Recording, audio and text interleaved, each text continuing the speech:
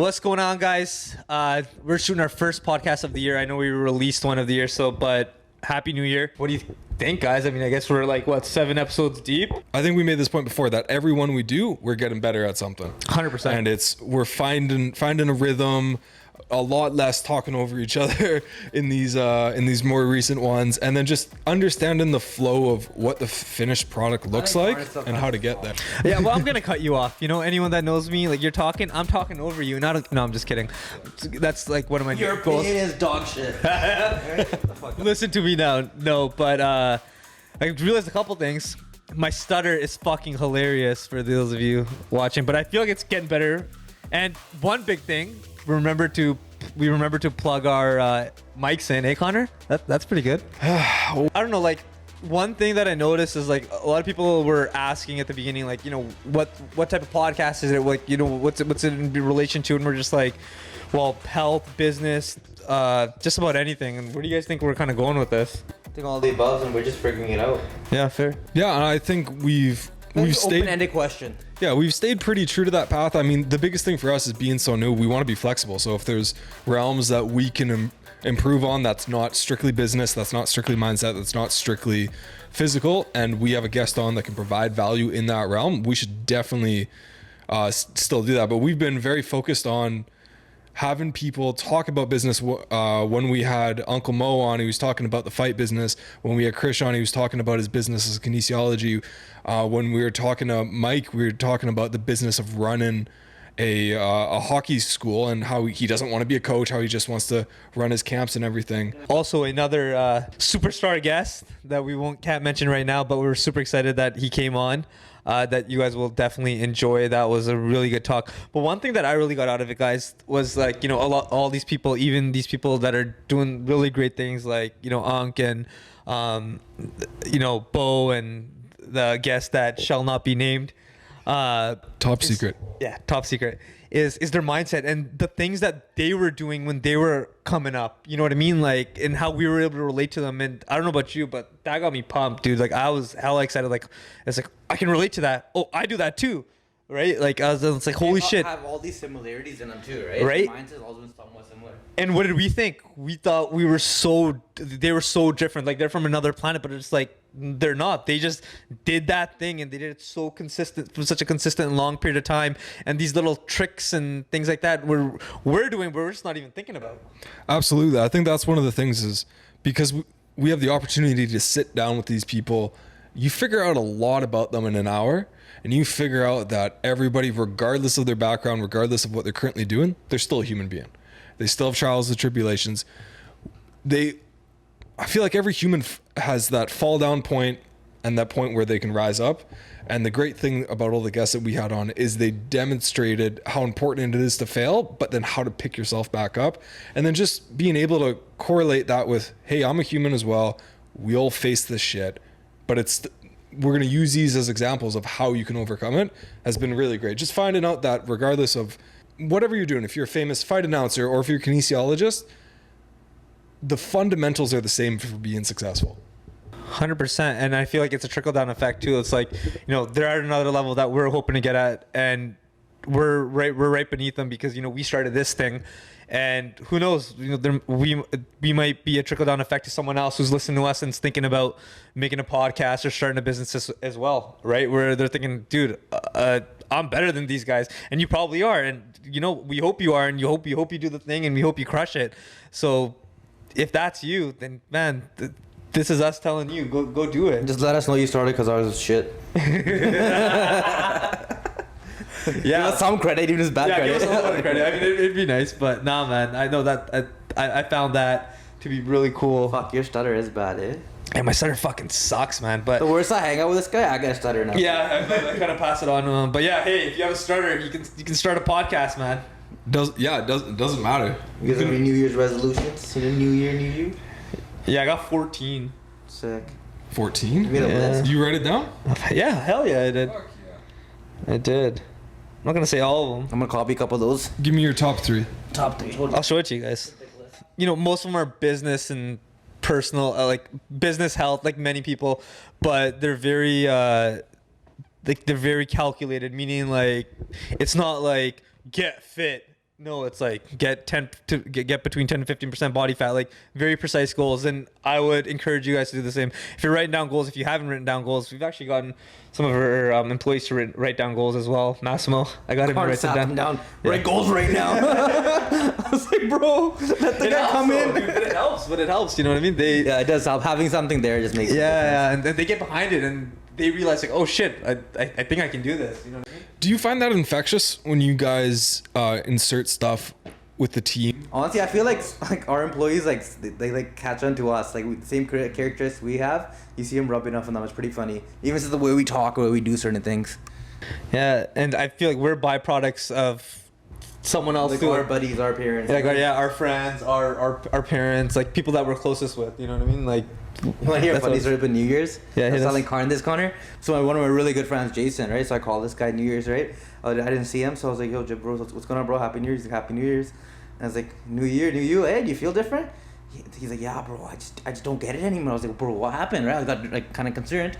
He's like, I looked in the mirror this morning, I couldn't recognize myself.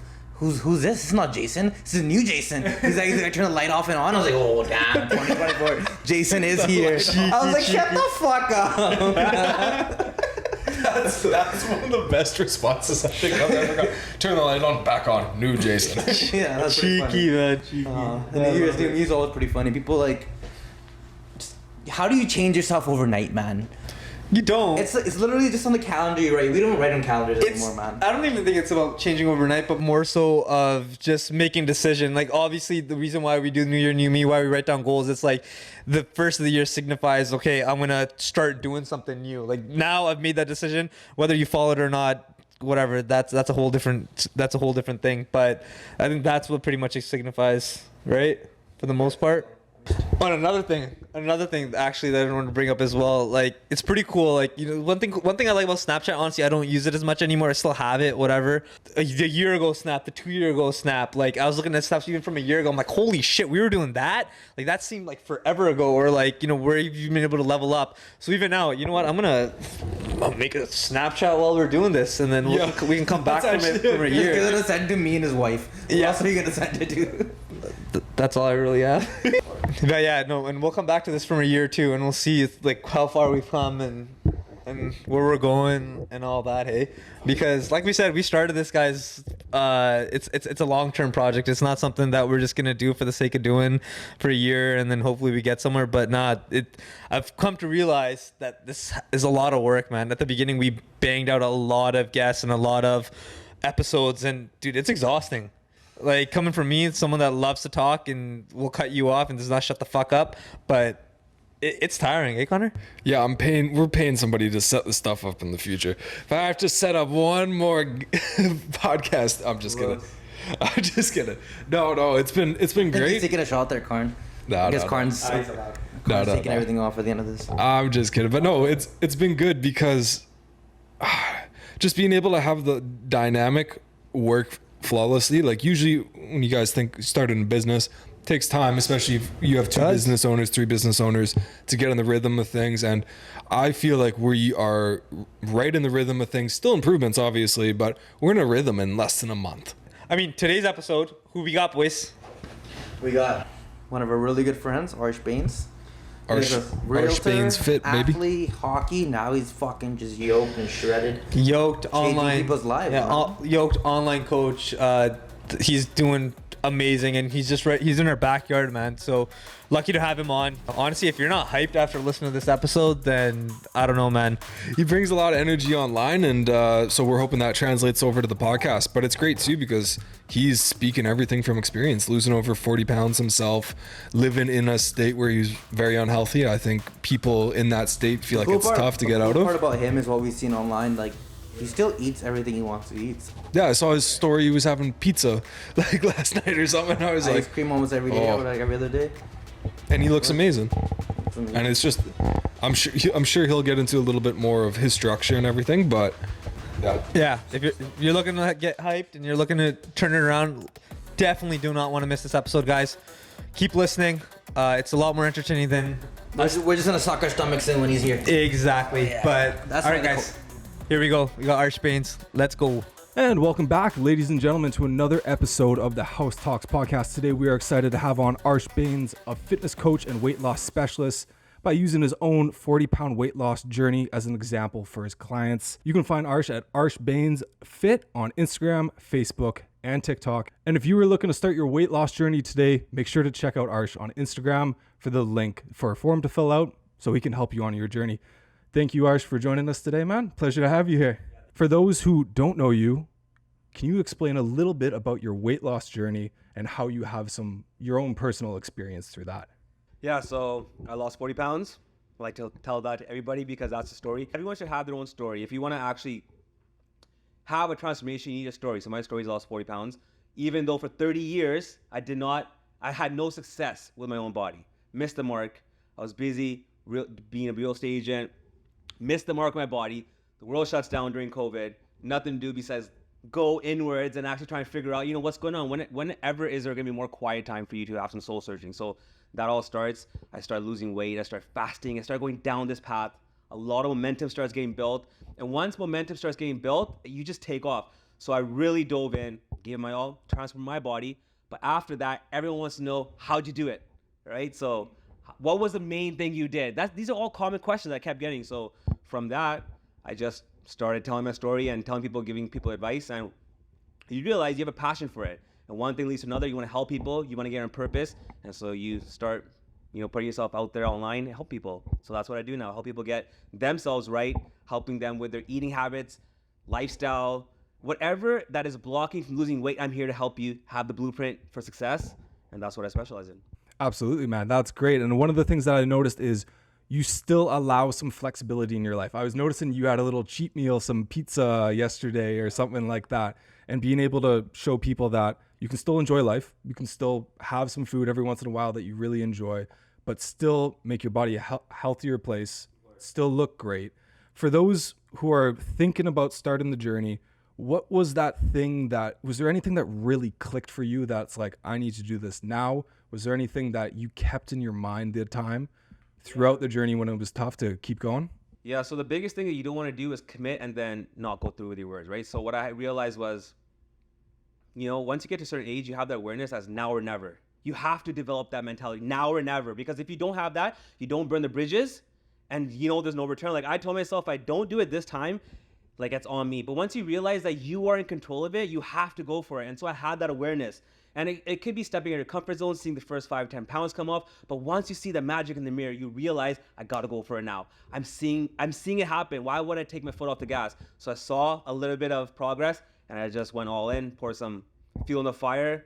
And I would like to say there's not a moment, but you get momentum, and that's what happens. And just if you can ride that wave and get in the best shape of your life, always go for it. Just keeping that ball moving, man. Just keep the ball moving. Do not stop.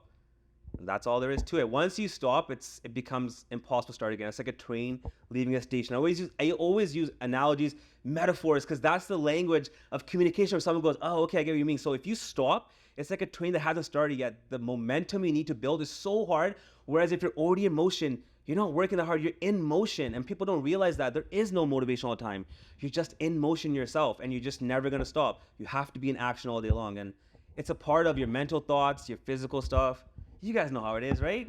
You need a blueprint, because no matter if you want momentum, how are you gonna build momentum? So if you always build momentum Monday to Friday and you stop on Saturday, Sunday, you're someone that has the heart in the right place. You're going hard, but you don't have the right blueprint. So why wouldn't you figure out what it is that's preventing you from taking more steps forward, move the needle? That's what I do for my clients. I figure it out. Hey, you're really good Monday to Friday, but you fall off on the weekends. I understand by coaching for longer, now figuring out your tendencies, I gotta work with you on your weekends. So I tell my clients exactly what their next priority is. If you wanna succeed, the macros are great, but you focus on the next 2 weekends and win those weekends. Then they go, oh shit, okay, I know exactly what my next step is. That's how you help someone succeed. Otherwise, they don't know what to do. They will say, it's a regular weekend. I work hard Monday to Friday. I'm gonna do X or Y, and you're gonna get the exact same result. And they're just like, what's going on? I want this so bad. Universe, but you don't realize that if you just shifted, you had one pivot, dude, everything gets unlocked for you. But there's a thing you gotta uncover, and that's what everyone doesn't really do. They don't introspect and figure it out. And that's what's missing right now with anyone, I would say, over 30 years old. How do you get in shape? You're missing those like bad habits you got, those eating patterns. You're missing what to do to fix it. Or people know it subconsciously, but they don't act on it. And that's when you fall out of alignment. That's when you're someone that has everything in the external world, but you don't feel right in the inside. You fell out of alignment. You know what you gotta do to get back in alignment? Movement. That's how you can get back in alignment. And people don't want that step, so they stay out of alignment. That little bit of alignment, it's like an analogy. If a plane is just a little bit off course, what's gonna happen eventually over the long run? They're gonna completely miss their destination. Same thing with someone's out of alignment. It could be physically. They're gonna completely be out of alignment. Over time, 5 more years, 10 more years, 15 more years, things start compounding and you start feeling like shit, you know what I mean? And people don't understand that because they haven't gone that far yet. But we've seen it all. Like I talked to 50-year-olds, 55-year-olds, 44-year-olds. People all down there understand where everyone's at. Some people are desperate now at 50, 55, right? They'll do anything. People at 40 like, yeah, my doctor's talking to me. Like, what's your program all about? As soon as you tell them, like, yeah, I don't need it right now. I'll wait for another huge red flag to come and say, bro, the next red flag could put you out. Like, why would you risk that? And so it all depends on where people are. Because I talk to people from 25 all the way to 50, 55. I've seen it all at this point. 100%. We always say that. We and Jazz always talk about you want to prevent, not treat. We say that all the time. I've probably said that. I'm pretty sure on the Moro episode I said this, and I'm gonna keep on saying it for our viewers. You want to prevent. You do not want to treat. It's a lot easier to prevent things in regards to your health from happening as opposed to just treating it. Because a lot of us do get super relaxed, super lazy, where it's like, I'm gonna drink last weekend, I'm gonna keep it going. I'm going on a bender, ha ha ha, look at me. I'm gonna message my group chat, let them know how long of a bender I'm going on. But it's like, bro, when something fucks up happens, who's gonna have to take care of your dumbass? Your family, your friends. And honestly, that's a super selfish thing. Yeah, and there's like a point of no return, right? Like think of it like a tree that's rotting. Like whatever's rotting, you can still fix it. As soon as that tree rots and it falls over, like you're done. Like you can't even come back from that. You're handicapped almost at that point, right? Like you gotta realize like it's common. But I think social media is great because people start to figure out the story now. 100%. Saying, hey, you know what? Dope. Fix it. Well, I was going to say, do you think that's the importance of having a coach alongside them? And that's that they have the context, they have the experience through so many people that, people get lost and they're like, well, what the hell do I do? Because regardless of age, you want to be healthy. So you need a coach to help you get healthy. Whatever you realize that you need to be healthy, you got to start at that point. If you're going to have a brand new car and you bought it, would you just keep it in the garage now and not drive it till you later? You want to live your life with that brand new body. So even if it's 30, don't get yourself all good to go at 35. You missed 5 prime years of experiences. Maybe it was really good vacations. Maybe it was, feeling good on a new shirt at like your kid's birthday. Like you missed all those. That shapes you. Now you're 35, you didn't experience that. You're going to think of yourself in a different way, right? You don't have that high frequency that all those memories and emotions would have done for you. So because you're not vibing that high, dude, who knows where you end up, right? Like when I always say, I didn't say it, but this is a common thing that people always say, your frequency is what you frequently see. So if you want to see more good days in your life, you should start being good right now with your body, with everything. You will just skyrocket in terms of emotional well-being right off the bat. 100%. That's how you know when you've made a decision. When you made a decision, it's when you take immediate action right then and there. Because most times all of us know right from wrong for the most part. We know what we should be doing. All of us, right, Connor? I think when you were talking about, kind of let it kind of fell off the wagon a little bit. You're not too happy with it, right? Not to say you don't look good. You look great. Or you look amazing, brother. But I know for your standards, and I know what that's at because you've stepped on stage before. I know where you can take it. But where I'm going with this is that we all know what we're capable of and what we need to do. Yeah. But why don't we do it? Why don't we do it? That's the question. Okay, so if you're confused, let's say you're listening here and you're confused. Where should you start? Don't overthink it. Just do anything. Just start anywhere. The biggest thing that people have, paralysis by analysis. So you're just going to sit there. You're like, I'm going to go 100% tomorrow. I'm going to go 100% the day after that. What's going to happen? You ain't moving anywhere. So if you just start somewhere small, I would say, you don't have a gym? Cool. Can you do push-ups? Do push-ups until your chest is just like tight. Just do that. And if you say you can't, now it's on you because now I took away all your excuses. Well, you don't want no time? You go 10 minutes? You go 5 minutes? Do you have a floor? Do you have arms? Oh, that's it. And if you can't do it, that means you're not even willing to move. If you give like the crazy stories of how they need help so bad, but they refuse to move because of excuses. So when you eliminate that part, like as a coach, you eliminate all that for your client, they are forced to sit there and say, it is me. I am willing to not move right now because this guy just took away every excuse out of my book. Right? I love this. People just get comfortable being uncomfortable, Yeah. And they don't want to take the first step. Otherwise, they don't want to be uncomfortable. But when they realize, okay, this guy's telling me to be uncomfortable, is really uncomfortable himself in what he does every day. He's up, he's working out, he's talking, he's motivating, he's uncomfortable. So I can too, I can follow. So if you can bring people along your journey of your health, now we're moving, now things are happening, people are starting to do things. And like I said, like push-ups, cool, do push-ups. Whatever you can do, just do something. I love this. The energy's high, man. This is dope. I know You should do push-ups. absolutely, yeah. Push-up contest right now. Busting out some push-ups right now. No, but I think that's an important thing that kind of ties in similarly with what you said with getting the ball rolling. At the start of the year, the biggest thing for me, although as Karn was saying, this lower standard than before, was 100 push-ups every single day. And I hadn't done any push-ups. I had shoulder problems. I haven't done push-ups for a year or two. And first week, fucking horrible. Wrist sore, shoulder sore, everything sore. We're only, it's January 24th right now. We're 3.5 weeks into it. 100 push-ups are easy. Yeah. It's one of those things where working, drop 20, work, blah, blah, blah, drop, doing 20. And it's just getting that ball rolling. It is. But you have to have consistency through a year or two, because there's going to be points where you want to take 2 months off. I will never take 2 months off working out unless I'm forced, I'm injured. 2 months is dude, I've completely changed my the system and the wiring of my brain. I've completely changed. What happened in 2 months? That's like waking up and not brushing teeth, not drinking water. You would have stopped doing that. So I'll never stop moving. My body is just to work out, just to get the ball going, right? You don't have to dial in your macros right now. You don't have to eat really clean, but just move. Because at least when you do make that commitment, you've made some progress somewhere, weightlifting, training. Yeah. You have muscle on you. You get the routine going. Yeah, you got something. Right? You got half the thing built. Now you can start taking those steps because you already built a little bit of a surface and go to the next step. But imagine you start from ground zero. Why would you do that to yourself? And that's what people don't understand. It's just do yourself a favor and do something, because eventually there's gonna be a day where you are gonna want to get in shape. And it's like building, a legacy for your kids. You want to leave them with something. So, eventually you want to have something as an insurance policy. I always say work your legs out. Your legs are your insurance policy. Even if you have to take a week or two or a month off of vacation, if you got muscle in your legs, your metabolism is firing, you're doing good, right? You can wake up, you can do shit. So I always give people different ways. There's really no reason for you to not put some work in right now. You are going to be in this body for the rest of your life. This is literally the only body you're going to have. You got to do something. And if you're not, you're being so negligent and neglectful on your body. Who's going to pay for it? Yeah, your family, but you're going to pay for it too. Don't forget, one day you're going to be sitting in that body, regretting it, living with that regret. 100%. And even when it comes to... Damn, it's making me look in the mirror right now. Yeah. Fucking move, man. I'm going to get up tomorrow. I'm going to do some morning cardio tomorrow morning. But I'm walking home tonight. Forget about the cars. Forget about the cars. Those are tying into real estate, bro. So when you were in real estate, you said that's when you probably gained some weight too, right? You're supposed gain weight, and you start seeing in the mirror, you start seeing the buttons, but not in a good way, right? Oh shit, right? You go to a networking event, and you walk in, you just, I don't know. It's also the food I used to eat was really bad too. It's also inflamed all day. Yeah. So I couldn't really focus on people around me. People talking to me. I'm probably just lost in, why my stomach's feel all weird right now? Yeah, people talking. You're not really focused, not laser focused, because everything is off. If your stomach is your second brain, we all know it. Your second brain is just completely off the grid. What are you doing? You gotta be firing at all times. So with real estate, I realized that I wasn't optimizing myself.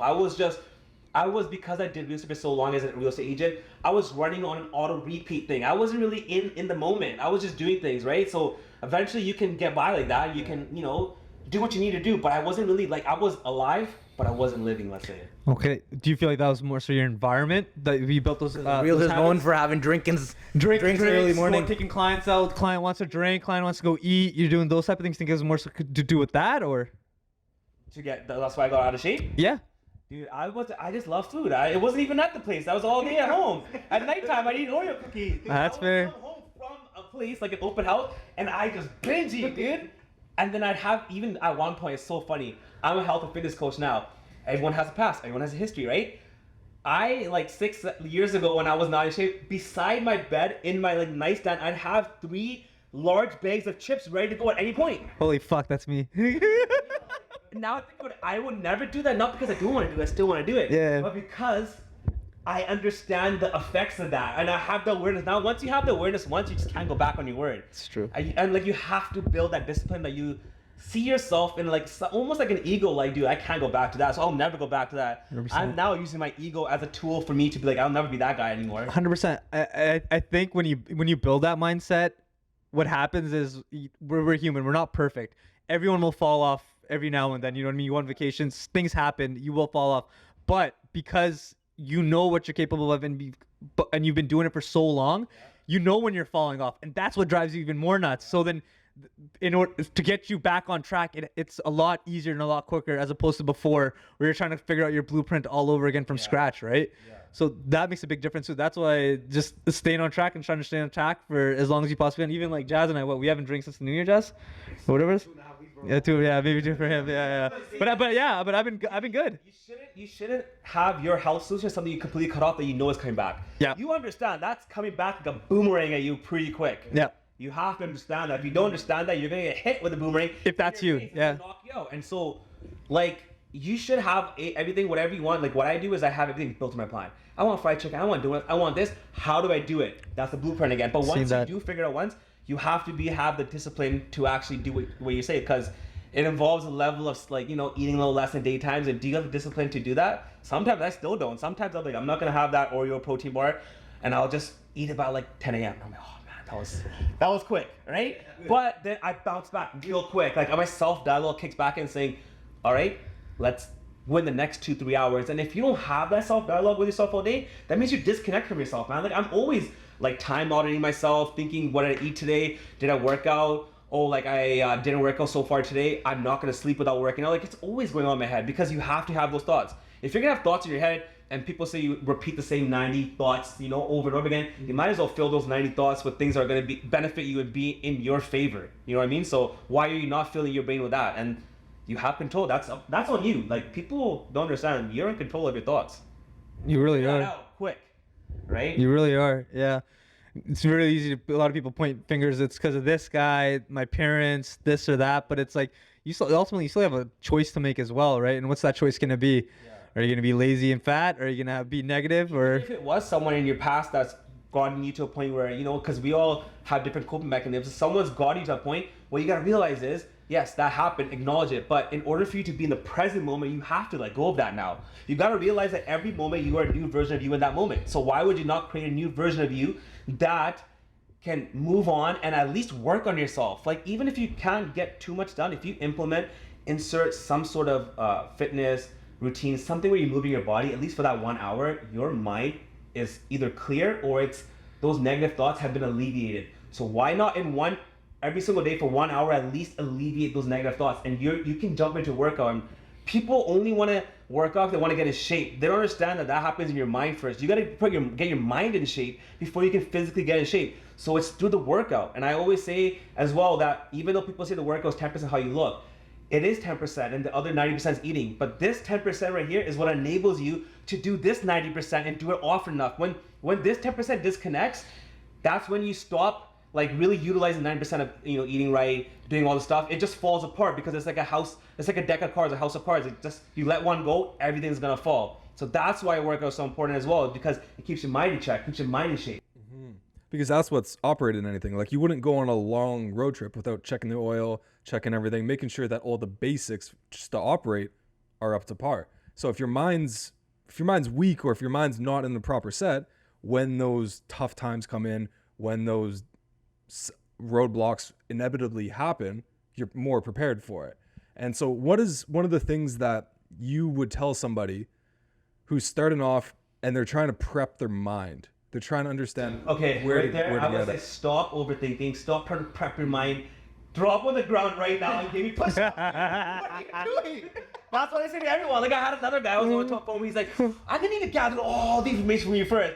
I was like, bro, you are so far off from starting right now that don't even waste my time. Yeah. You're 40 years old, you want to gather information? What more do you want to gather? Look in the mirror and gather that information right now. Yeah. Now you know where your starting point is. And so that's the thing. Announced by paralysis. Someone's like, I'm not gonna start my fitness thing until Monday. I wake up and I'm sitting from the mirror and I start going like this. Like, what? Come on, bro. Wake up.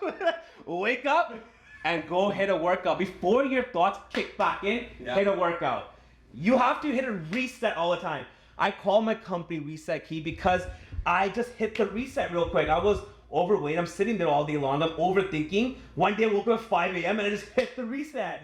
And from there, you don't stop, bro. You hit the reset every day. If you don't hit that reset, Then you go to sleep and you're that same version as the day. But as soon as you hit that workout, reset, you start eating right again. I was in a bad mood the other day. I go and hit a workout. I come back to my car laughing, smiling, reset because I'm like, I love my life right now. Before this, I was thinking work, stress, this, that. All of a sudden, boom, whoa, this is my life right now. Like it's the same life, but different perspective because you worked out. So when someone's overthinking, dude, just stop doing that. Just get into a workout and flip your perspective and develop some gratitude real quick. That's like a New Year's, New Me people run. Yeah. You go to the gym first, true. to give it after that. Let me prepare for the last 2 weeks of December while I just destroy my body. Yeah. What are you doing? If you want to start in January 1st, what do you do the last 2 weeks? You're destroying your body? Who the fucking plan is that, right? Yeah. What are you doing? No, 2 weeks People don't understand drink this. less, eat a little less. you'll be Yeah, fine. no, I'm gonna drink as much as I can. I'm gonna get so fat. Hit you up January 1st. Really? How many times have you heard that? Right? You'll hit me up January 9th when the bloating goes down, and then from there you're probably defeated already. Because if you lost the first 9 days, you're gonna think, fuck.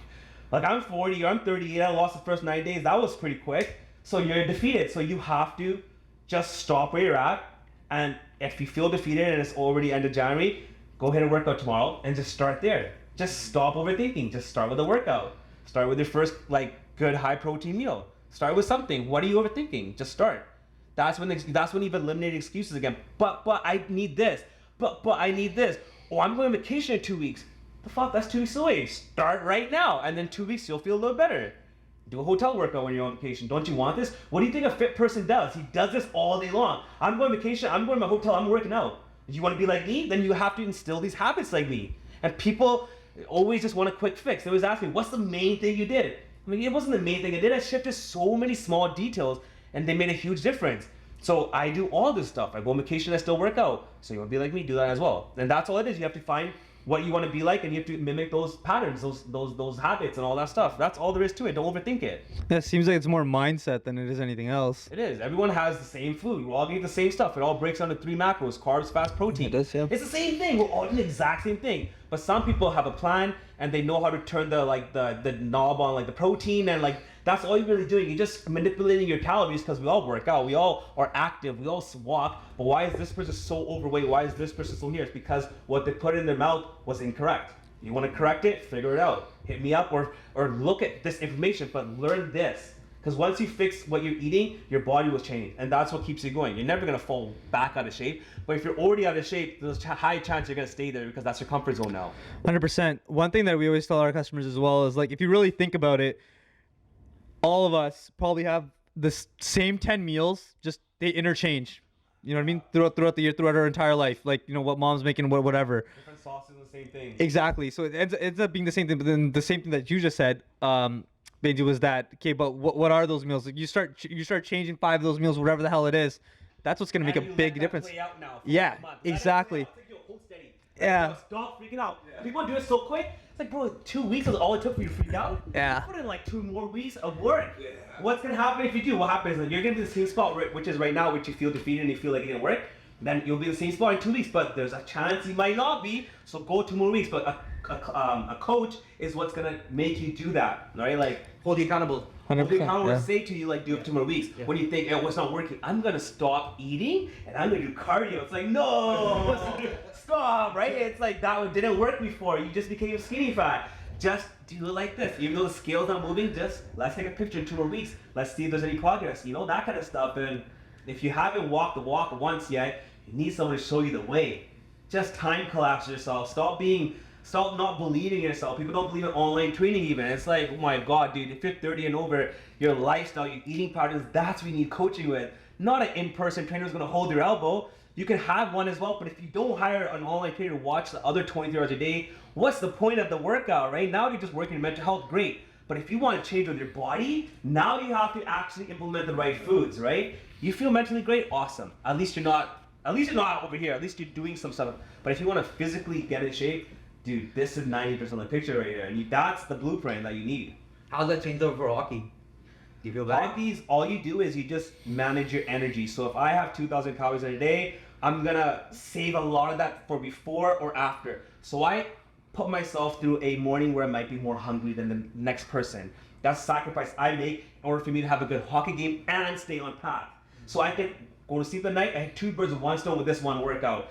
But I set my day up in order for me to execute that plan I had, which is I go hockey, See, I'm not working harder than you guys. I'm just doing 2 in 1. I'm working smarter, not harder. I go hockey. I got these many calories. I'm gonna manipulate my calories all day long so I can have before and some after hockey.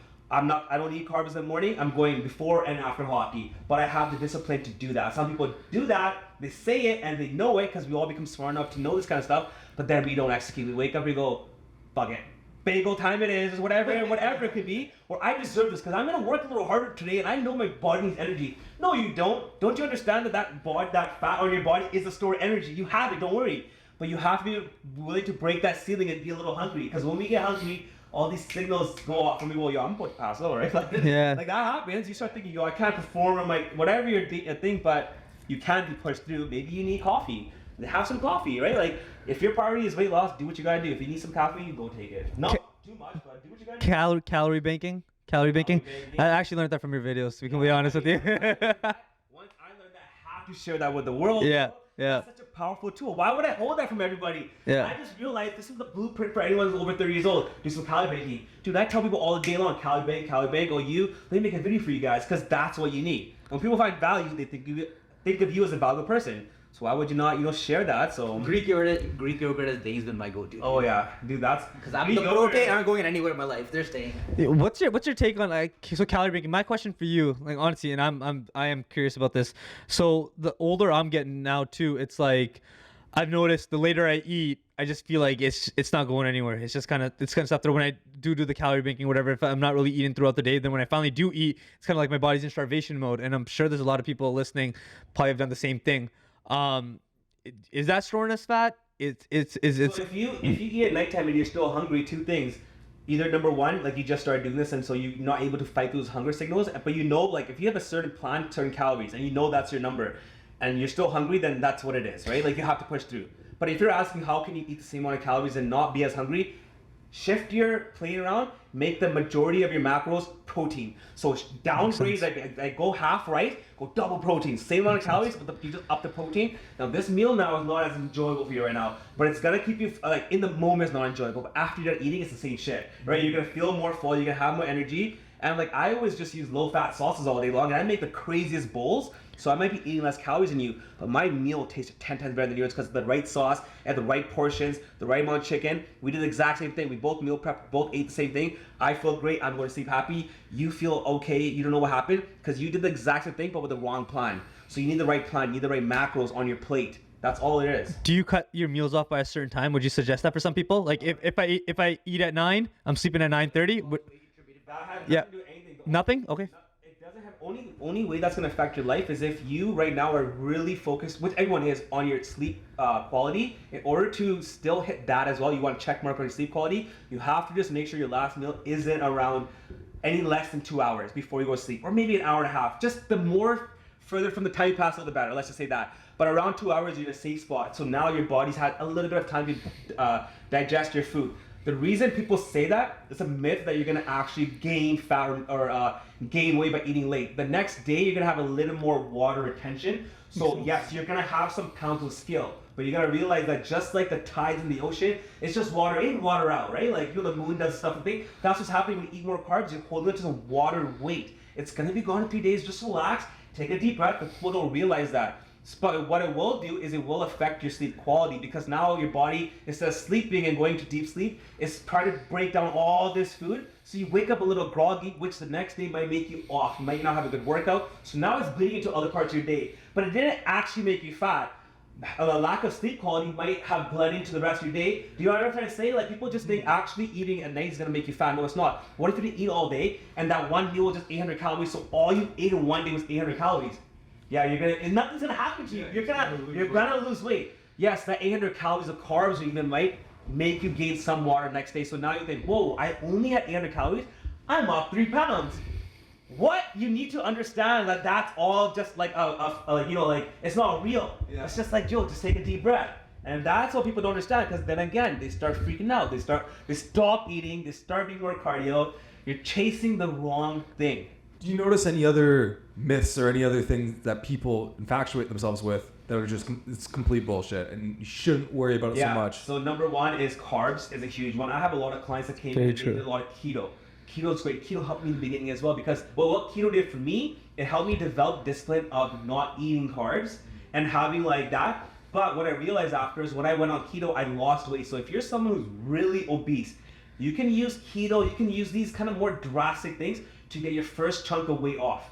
But once you get to a certain point and you're not in like a red zone by your doctor, you gotta realize, how do you focus on the long-term picture now? That means putting some muscle tissue on, that means fixing your body up a little bit. And that's where people start getting scared. Oh, but carbs, I'm gonna get fat. No, use the carbs, go work out, put on some muscle, start looking this way, and they'll do it, and then they get scared, and they go, I feel so bloated.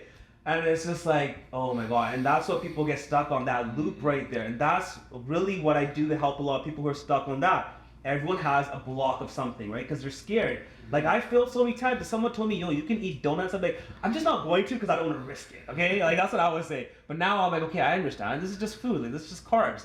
People get stuck. They don't know the numbers. They don't know the language. And once you're over 30, you haven't developed this kind of like method of communicating with food. And so you need someone to help you. Because how do you feel now compared to a couple years back?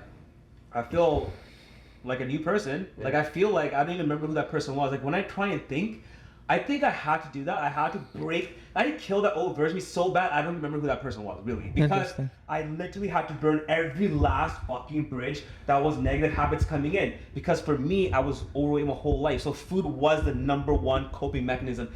I didn't really have anything traumatic. But me not being in shape and living through that lens of really fat and going to stores, not being, that was traumatic for me. Everyone has it in their own perspective, right? Like I was like, what's wrong with me? Why am I overweight? Till the time I was like in grade 10, 11, I not once did not have a really fat body. So that kind of messes with you. Then again, it happened again. Like I lost some weight, then again. And every time you lose weight and you gain all back, it's like pressing the gas and the brake at the exact same time. You're gonna get mentally burnt out. Because you're just like, what happened again? What happened again? You start doubting everything, and that is what you become. That version of you now is the person who you are 20 to 30 years old, right? Like you doubt everything with food. So you need to break that kind of trauma you have with food, because your relationship with food is what sets you up for lifelong success. Now you're 40, you're still good. You're 50, you're still good. You haven't done anything drastic. You haven't panicked. You're good. You've kept on track, right? Like people would say, like, you know, keep going. You kept on it. Like you built a really good body that you can essentially just coast off of now. It's like retiring from, you know, your finances. Yeah. You can just coast now. You're 40 years old. Let's just go to the beach now. Sit there with your base pop on your legs. You built a muscle. Only way that you're not going to have this, you completely self-sabotage again. Which most likely, once you put that much work in, you recreate yourself. You'll never self-sabotage, because that person who self-sabotages doesn't exist anymore.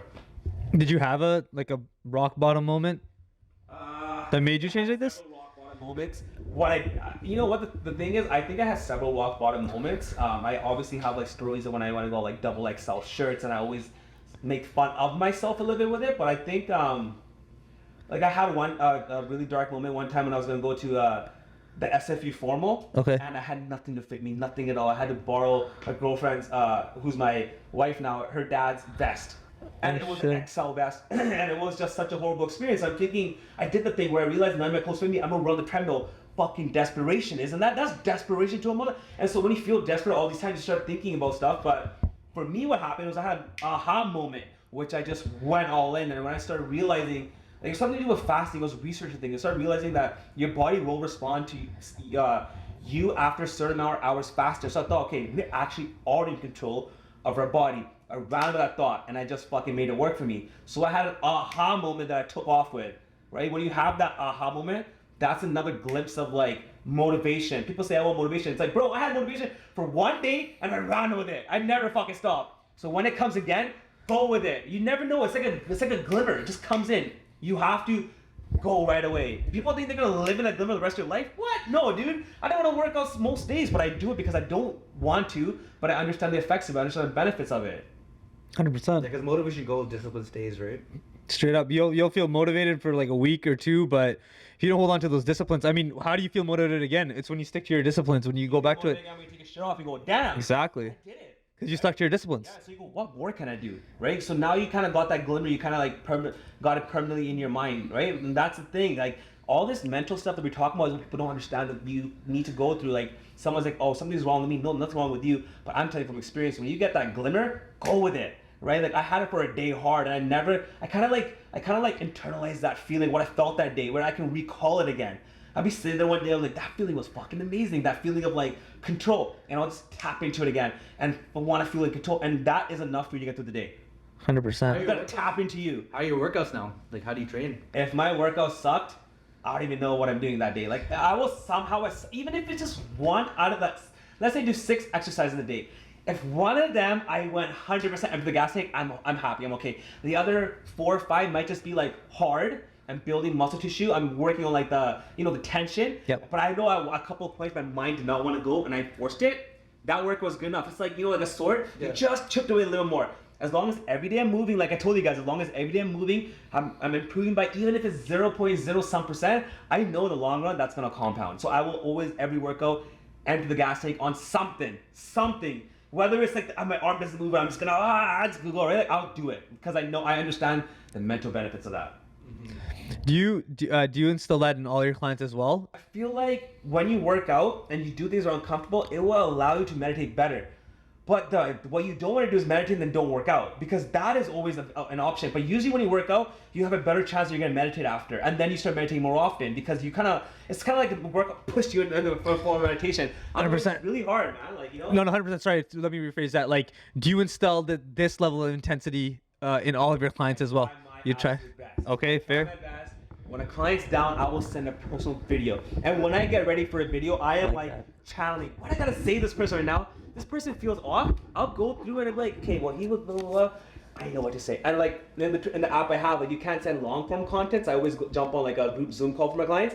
But that video, it's a 1-minute video. Maybe I'll send a couple, but I put it all my all on what that person is here. So when they open their phone up, they're sitting somewhere and they're like, like you feel like I'm worried or whatever. You look at it, you read it, and like it's like your coach. He's like saying, yo, do this, bro. I know you can do it. Or like even all the females, like I'll give them like really good.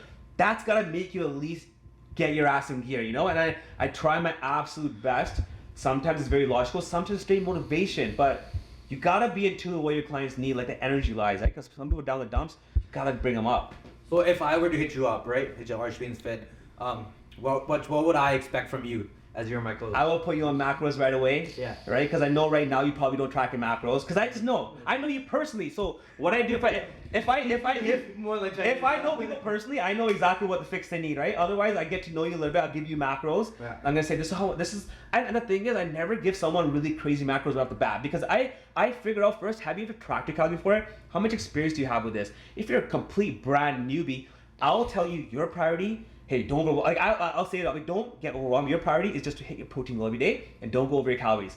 Can you do that for me? And they're like, I could do that, and to work with that. So I'm figuring out, okay, what are your training wheels right now? If I get a person to come to my program and I've tracked, I've done it, I just fell off a little bit, I'll be like, let's go, and I'll give them some really good macros, and I'll be like, making sure they're on it to the point where they're like 90, 95%, almost 100% adherence to what I said. If it's someone else, if they give me 70% the first week and you've never done before, win. We're winning. We're moving on to week 2. Let's go for 80%, right? Like that's how you work with clients. You gotta see where they're at and you gotta help them get to the next level. Otherwise, if you just throw the book at them, they're gonna be like, okay, and they're gonna stop doing it and what's the point of that? If someone's 70% better by joining your program, that is a win. You gotta realize that. 70% of something's better Yeah, than 100%. Get yourself to 75 now. Get yourself to 71%.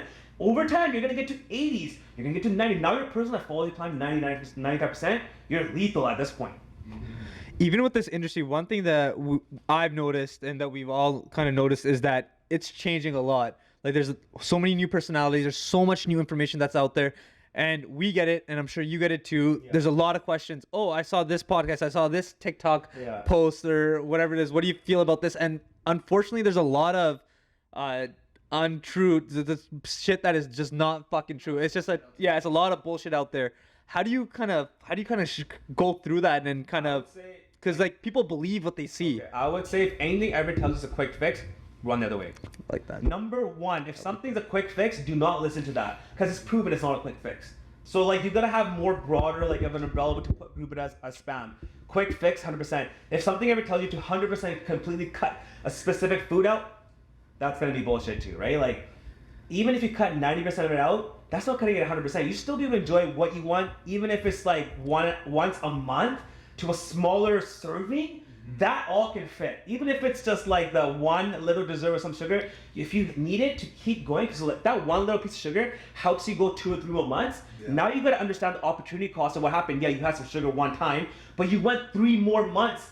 So people are just dropping completely, and then they like relapse, start binge eating, and it's like, oh, like if you just always gave me 70-80% of cutting it out, you're golden. Like, you don't understand how this compounds, because I myself am a living example. I haven't cut anything out, but some things get cut out 95% in certain seasons of my life, but they're always there. They're always on the table at some point. If I'm gonna come across, even like if I go on a boat cruise, most drastic example, I go on a boat cruise, all buffet all day, I'll figure out a way to get protein. I'll figure out a way to do what I gotta do, because I understand that's what I need, and that's what's been like, hardwired in me. So if you get 70% of a new way of eating hardwired in you, go for it.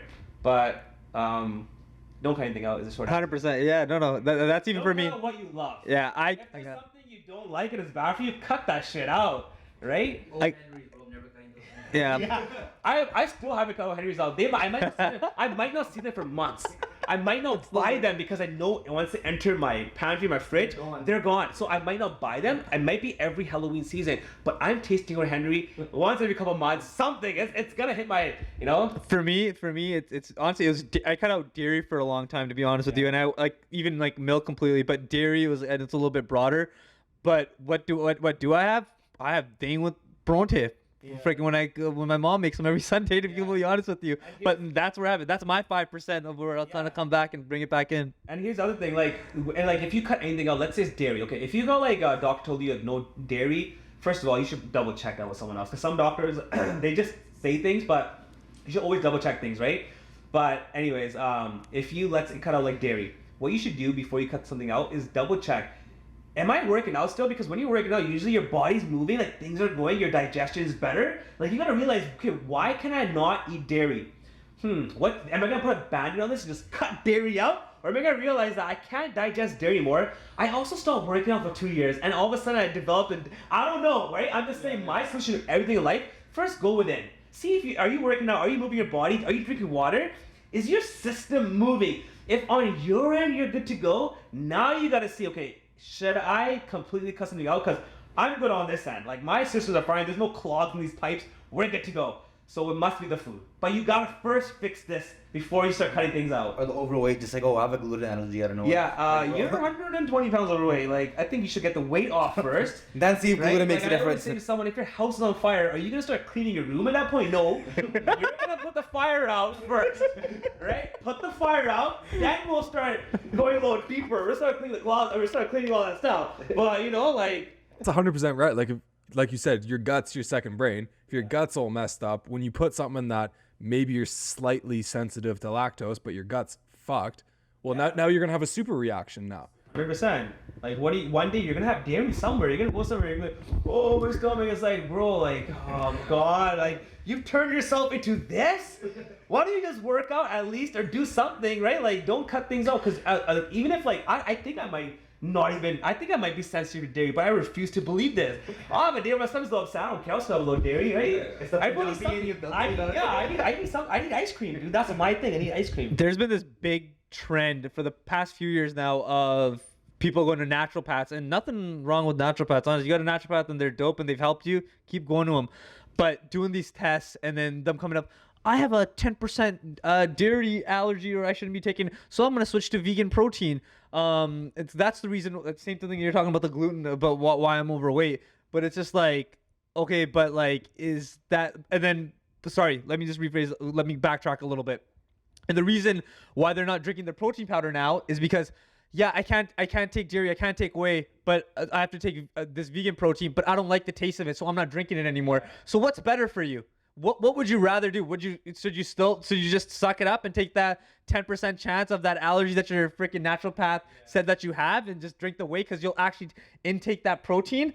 Or are you just gonna not take any protein at all and then blame it on that, whatever that test came out on? You know what I mean? Yeah. I see that come up so much, where people come up with these excuses and they will trust it. It's that word is gold. Way out. Exactly. That's bullshit. There's no way out of this. Everyone probably has 10% here, 5%. All these allergies, that's your way out. Just go work out. Just eat right. This is what I always say. The 80-20 rule is what everyone should implement. 80% Okay. of really whole, nutritious food.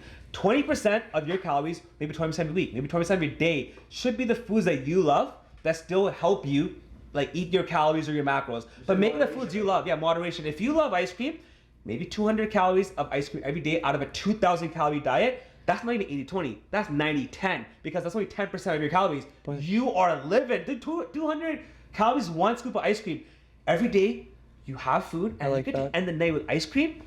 Fuck you complaining about. And you're getting it straight and you can like that. feel good. You can take your shirt off and that's all you gotta do. I'm doing this while I'm eating ice cream. I'm laughing at everyone. I'm saying, ha, I'm eating ice cream. I'm still eating chips. Oh, you say this is wrong, that's wrong? You take your shirt off. Let's see. Right? Because what you're saying doesn't add up all of a sudden. Because I'm able to adhere to my plan longer than you. You went really hard for 1 month. I've been going hard for 3 years now. I eventually lapped you so many times on my method, my strategy, that if you still believe that all the fear mongering out there, fast fixes, you're gonna stay stuck where you're at. 100%. Have you had any like from your clients? Any like, what's the hardest thing that the clients have brought up to you? Like, are they like, do they believe in certain things that you don't believe in, or like? I think the hardest thing is someone just goes off the grid and they have no motivation, but you felt it from them, right? When I talk to you, when I ask them what's your reason for joining, people have a lot of deep whys. Your family, your health, you know, it could be like trauma, like you had overweight parents. You want to help your overweight parents, you want to be what the person leads from the front. And then that person falls off and you know who was behind them, who was waiting for them to rise up and they didn't.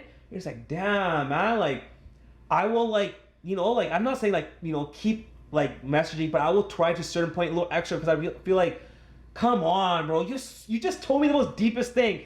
Let's get to work.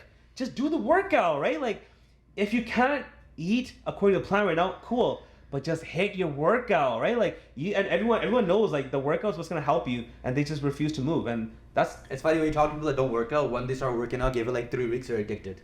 yeah, dude, that's what the game is. But you gotta work out hard. You also don't want to go to the gym and be on your phone. You don't want to be totally out of it. You need to feel a mind muscle connection. You need to feel a pump. The whole point is a pump. So if heavy weights right now are not giving you a pump, you just feel like you're doing 4 or 5 reps and you barely do anything. You just drop the weight back in the rack, and you want to get in shape. Like, you might want to start doing a little higher reps and really going slower, feeling contractions, feeling the fucking pump in your chest. That shit will make you feel so good that you'll come back for more. You want to get yourself back in for more, right? That's why I'm back. I'm like, yo, I have so many good workouts, so many good pumps. I can't stop this now because I still feel it, right? Because I haven't gone 2 months without going to the gym. Even when I go on vacation, I'll do some push-ups. I'll feel a pump. You keep the pump going in your blood, right? You'll always keep going. You're always chasing the pump up for it. Yeah. Sound like Funny how much Arnold water makes a Schwarzenegger right difference for a now. pump, too. I love it. Yeah. So how much water makes a difference for a pump too? Yeah. Honestly, drinking enough water makes you feel. When so I much go to the better. gym and get that water, I'm sometimes. stressed. I'm like, yo, I worked so hard these last 2 exercises. I got no pump. I need water. And I'll just start chugging water and I'll start moving. I'm like, yes! It's that. It's because that's what you need. Sometimes you need water. Right? That's why salt is important. Some of my clients say, oh, you know, Thinking bro, about I'll eat more protein, but I'll also cut out all my sodium. I'm like, wait. What do you mean? You're going to start eating more protein and you're going to limit to only foods that have no sodium? What are you going to choose from now? You're not going to do this for long term. So I'll go, hey, unless your doctor's told you no sodium, do not go there. Still eat foods, just watch sodium, but you need that sodium for your workout. I want you to have a really nasty pump, a really good pump, and you're not gonna feel the pump if you just stop your sodium. People don't know that, so they start going to the gym, they're flat, they don't work out, and they go, yo, this isn't working. It's like, oh, that one tweak, that one little pivot was gonna make a huge difference in your life. So when I'm able to see these little pivots in my client's life, it makes a huge difference. These that's the thing, small details add up big time. It does. Only difference between me and someone who's really overweight are small details that compounded over a longer period of time. Like, I like to like relate it to like pipes and stuff with plumbers, like that all your systems are clogging up, right? Like, you need to realize that like that shit clogs up. Like, drink your water in order to flush system out, right? Like, if you're 70-80% water, you need the same water. Why don't you just refresh your water every time? Like, that's all it is to it. Like, you get your digestive system moving. Like, as you get older, if you let your digestive system go now, can you imagine where it's going to be at 50, 60? That's when it gets scary. Like, okay, you're overweight, cool. All of a sudden, you can't eat food. All of a sudden, you can't have certain foods because your stomach's actually going to blow up. Bro, that's scary. I love food so much, I'll never let go of this system, right? I eat more, probably like, I'm more of a foodie than maybe someone else, and people think I don't eat anything. Dude, I eat everything, and that's why I work so hard. So this thing is always able to just flush your system out after. Do you have any go-to meals that is a staple in your diet? Yeah, my go-to meal, it's not my favorite meal. This is not like, yo, I would love to eat this, my go-to meal every single day, sprouted bread with egg whites with either low sugar jam or low sugar jam on there on the bread, because now this meets my macros. I get full. I've designed a way to make the egg whites taste good with some low fat cheese. I have my sauces. After I work out, I sit on my couch, whatever time it is, and I have that meal. I know I just set myself up to have a better meal now down the road. Ooh, I have my egg whites, had this, had that. Ooh, that next meal, we're gonna ramp it up a little bit here. But I started off with a good meal. I didn't blow all my calories right off the bat. These are just little things that's part of my lifestyle routine. I don't even think that I'm a person that diets or I'm in shape. I just do things a certain way that I know works, which I also tell my clients, do this and this will work, just trust me, right? And I do it over and over again, and then I'm able to have restaurant meals. I'm able to have this, that, because I have a certain first half of my day. It's a protocol. I follow this protocol. I do not stray off my protocol. It's my routine, it's my habits. I do that. I can still have anything I want with you later on. Just don't bother me at lunchtime, don't bother me at breakfast. That's my time. Those are my meals. I need to do it. But dinner, let's go do something. You know? How do you feel with caffeine? I have about 500 milligrams, no, 350 to 500 milligrams of caffeine every single day, so about half a gram. It's kind of my max, because I understand the caffeine feels so good. Like, you guys drink coffee? I'm a crackhead on Jazz coffee, bro. Jazz I has a drink lot black of coffee. do. I honestly, since we opened shop, this guy started drinking energy drinks. We're hooked. I on love energy energy drinks. Bro, we are hooked on energy drinks. But the thing is, energy drinks, okay, I'll cap it. someone's gonna like say something bad, clip it up, but energy drinks are not that bad for you if you have it in moderation. Like, there's some good ingredients in there. If you're like someone, like, I can't really say they're good for you, can't really say they're bad for you. Zero sugar ones are pretty good. They're not good for you, let's say that, but they're not bad for you. My advice is this. The thing is, Zero sugar though, yes. yeah, Zero sugar. my advice is this. Like, and I always tell Jazz this. So I tell a lot of our customers this. The people that are double scooping, pre-workouts that have 400 milligrams of caffeine, so 800 milligrams Exactly. close to gram. That's bad. Reason being, like our adrenal glands can only handle so much. First and foremost, because caffeine isn't real energy, right? It's just telling your brain you're not tired. Yeah. Essentially, that's what it is. What's happening is if it's not doing that and you're not feeling energized, and people that's why people take the extra scoop. That's why people are drinking the extra energy drink or whatever it is. But what they're not realizing is that the caffeine, it is turning into cortisol. Cortisol is a stress hormone. Yes, we need cortisol to be alert, to play sports and things like that. But if you have a lot of cortisol running through your body from a lot of caffeine intake, that is very harmful for your body. You can hold water, you'll hold more water. You honestly won't look as good. You won't feel as good, and that's where that crash comes in from as well. For everyone listening, This whole thing is you have to become really aware of your body. Exactly. 500 milligrams of caffeine. Do you even know what that means? Do you know 500 milligrams? What? Exactly. Don't be the person that's just talking about it. You don't even know how many milligrams you're taking. Exactly. What your dosage is. How it makes you feel. In order for us to make an actual informed decision, I understand how my body feels with X amount of so many different versions. Okay, this is what me. I feel like a 100, 200, 300, 400. Oh, I don't really go to 500. But if you're just someone, caffeine's good. Have some cups here, and you're like, energy drinks are so bad for you. I'm like, okay, so tell me how much caffeine? Exactly. I don't know, like. Five Sunder's like, dude, they're 140, they're 110. Do you know how much that is? Oh, I don't know, a lot. No, it's like 1 cup of coffee. So you have 1 cup of coffee a day as an energy drink. So what? You went to the gym, you lost weight, you lost 10, 50 pounds. Go use it. Stop being the person who cuts everything out unless, you have to be aware of it. You're overdoing it. Because like one thing that stood out when you talked about how much caffeine you take throughout the day is like you gave us a rough estimate. You take exact 350 to 500. No, not even 500. I know when I hit 500. And you're not taking it all at once. No, I'm not. Exactly. I work out like early in the morning. So sometimes I'm doing like 2 workouts before someone to even start the workday. Exactly. So I need caffeine also just to like function, because I want to give it all to my clients after as well. So I'll use caffeine to help serve the world. Fuck yeah, I'm gonna use caffeine right now so I can inspire 10 more people. I'll take a little bit of a hit. I don't give a fuck. That guy just got motivated. He went to the gym. Now what? Now what are you trying to say to me, right? Like, you have to realize what your opportunity cost again is. If you're someone that doesn't work out, try caffeine, bro. Right? Exactly. Yeah. 100%. And that's the main thing. Yeah. You're not taking it all at once, right? You're taking it throughout the day. Whereas some people take it, their double scoop, 800 milligrams in one go. Let's fucking go. There's going to be repercussions for that. I honestly don't care who you are. Your heart only works too good. But yeah, spread that shit out, guys. When you use caffeine now, go do a little bit of a cardio and use it to your advantage. Work on your heart rate now a little bit, right? Yeah. Just use a little bit. And if not, then really cut it out, fine. But don't use that as an excuse not to not work out. You still get gas in the gym. Exactly. You gotta figure it out. If you're tired, you gotta realize the gym injects energy into you. So now you don't have caffeine. You need to work out to have more energy in your day. Otherwise, you're just becomes like, like just a blog.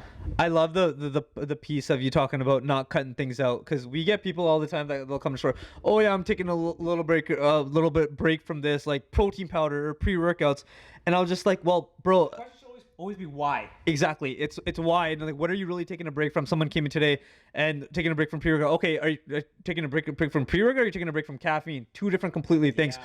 Okay, well, I'm taking a break from, I guess, the caffeine. Okay, so you didn't have a cup of coffee this morning? Yeah, I guess I did. Okay, so is pre-workout bad? I thought it was. Okay, like, let's circle back. Let's fix this, right? How I fix this from all my clients is say, hey, let's say someone never has pre-workout. They ask you, what's a pre-workout? I always say to them, go buy a non-stimulant pre-workout. Perfect. Get your mind-muscle connection, get it pumping. And if you want caffeine, supplement on the side. Start getting coffee. Like, I have instant coffee powder I can put to protein, and I'm manipulating my caffeine. So if you don't like caffeine, this is a way for you to still take pre-workout, get a good workout. But if you like caffeine, hey, have a cup of black coffee on the side.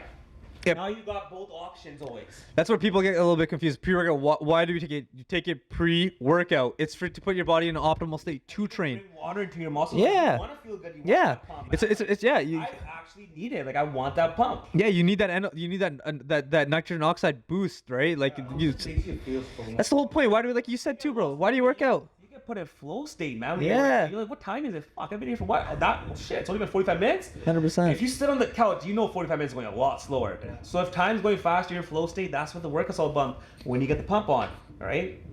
Going back to marketing on your, because I know before you started your personal training, you weren't really marketing yourself in real estate too much out there. There's right? no passion. Yeah. You talk to me about real estate right now, like, I couldn't really get in a flow state like this. Like, I don't even know what I'm talking about right now. I'm just in flow state talking to you guys about different solutions for different people right now. This is what this person do. Like, I'm just boom, boom. But real estate, I'd be like whatever. It's not going to be there. And so once you realize what your passion is, if it's sports, if it's fitness, figure out how you can use that and like help people. Because if you help people, there's always room for you in the world. You know what I mean? Like, 100%. For me, that's what I think. Like, there's more room for me in this world because I've helped people this way.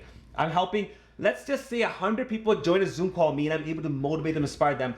I just served 100 people on a Sunday. Or this way, I just served 2 people and helped them look for a home. What's more value for my time on earth right now? This or this? Holy shit, this, I'm helping 100 people at once. I'm going this way. The universe will take care of me on clients, all that stuff, but you have to have that faith and passion. Then, like, even if like anything's happening in life, you're like, yo, I wake up, I do this for a living. This is great, right? Like, fuck, I'm happy. Were you ever nervous of putting your face out there, or like was there a couple steps? I And was it's like, nervous, fuck it. and I think I just convinced myself I'm not. Is it Like, I fuck just it? went like literally survival mode. I was like, yo, you gotta fucking do this. Like, all of a sudden it's your purpose in life, and you ain't gonna do this. Oh shit! Ignore that feeling of you that thinks about your ego and just do it. And sometimes I would just post and I wouldn't even think about it. Like, Yeah. I'm not gonna go back and delete or anything, but I'm gonna leave it. Whatever it is, whoever wants. And like, you know, the thing is, when you read books and you start really working on mental health, like, you know, there's a book called The 4 Agreements where you never want to make an assumption of somebody else. So that was a huge thing for me. I became so spiritual. Like, I don't need to care what that person thinks of me because I'm spiritual enough to know that I shouldn't care about his assumption. That is, it's like they're living through a different lens of their own life. It's nothing personal to me. Another agreement is don't take anything personally. Even if someone shoots in the head, they are messed up in their head and you just happen to go through that, but it's not anything personal, right? So I just don't make an assumption. I just do what I gotta do. I know I'm helping the world out, and whatever happens, if you hate anything I'm saying, dude, that's on you. I'm just trying to help people in the world. 100%. We often think that people are thinking about us. We post something, oh, someone must be hating on them. You know, maybe they are, but who cares? Like, what are they really gonna do? Like that. I still Yeah. think, and that's the thing. No matter how much content you post, you always think, should I post this right now? But you just always override it. Just like, should I work out today? Yes. Should I post this? Yes. That's it. Yeah, I heard this line once. It was like, people aren't thinking about you. They're thinking about what you're thinking about them. Exactly. You have to stop. You have to break that loop. Yeah. Right. And that's what a lot of people, when they feel stuck in their body, they're always thinking, what is that person thinking about me? When you don't need to worry about that anymore, and you can walk around saying, I don't care what that person thinks. I'm a stud, dude. I don't care. And you develop that like discipline because you think of your stud mentally as well. Like, yo, I'm able to do what I said I was gonna do. I'm able to keep my word. And so it doesn't even matter about your body at that point. You love yourself so much. You kept your word so many times. You are a stud. Right now, your body will start following suit, but it's the way you think, right? So when you think, what does that person think? Your shoulders always like this. That's gonna weigh you down. You're gonna, before you do anything, you think, I wonder what this person will think. Can you imagine, like, all these paths and choices you're supposed to make in life? They always went different direction because you thought what someone thought. You're not going on your purpose. You're not doing what's authentically real to you. Like that's a lie. It is, yeah, because you're gonna get to a point in your life when you're on your deathbed, your 80-year-old, 90-year-old self. If you get that far, and if you stop and think like, fuck, I did everything based on what I thought the people's perception of me was, and then you start to realize like it didn't even really matter. Too, so Yeah, they're dead now too. Exactly. Like we're all like what I always say this. I always say this. Yeah. My whole life was dedicated to Yeah. thinking I'm an idiot. What? Yeah. That didn't even care about you or anything. What are you doing? Like, just live your life the best you can. I found myself this past year like reminding myself and saying this to even like Jazz and like my loved ones a lot. It's like we're all gonna die one day. Yeah. We're all gonna die one day. And when you do die, let's just say if you do have that moment where you see the freaking white light and you're going back and you're thinking about all these moments of your life, like you're gonna have one or two things. You're gonna have either you're gonna have regret or you're gonna have fulfillment. Like you pick. But to have fulfillment, you gotta go through like the shit. You know what I mean? You gotta go through it, and you gotta go through the things like when you first started your business or we started this podcast. With the way I started thinking about it when I started was like, yo, if I have one person, that person, they're gonna have a better relationship with their kids. So that kid now grew up to be a little more mentally happy and not have a broken home, because when you're like not happy with your body, you know, like you snappy, like that's all mental health. So now I'm like, this is the way I thought of it. I helped that dad. He's better off. Like that daughter now has a better childhood. She's gonna grow up and she's gonna raise better kids. And I actually started thinking like very spiritually, holy shit, I'm about to change 8 to 9 generations and timelines here. And then literally thought, why the fuck would I keep doing an open house? I need to change the fucking world. Like you have to have that belief in yourself. Yes. Then someone reads the energy off you and they go, I'm gonna follow your path because you're so passionate. You're so sure of this.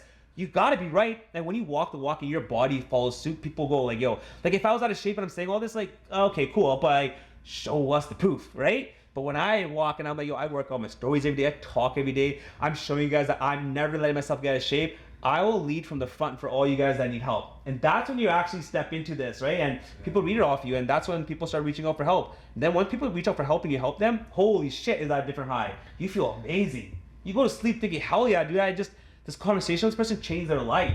When else are you gonna have that? Are you gonna have that maybe when you're older? Maybe. Right now, if you can, why not? You have gratitude. You need gratitude for everything. Like, even before I eat a meal, I take a moment for every meal, take a deep breath. Mm-hmm. Like that meal is like, I just made it.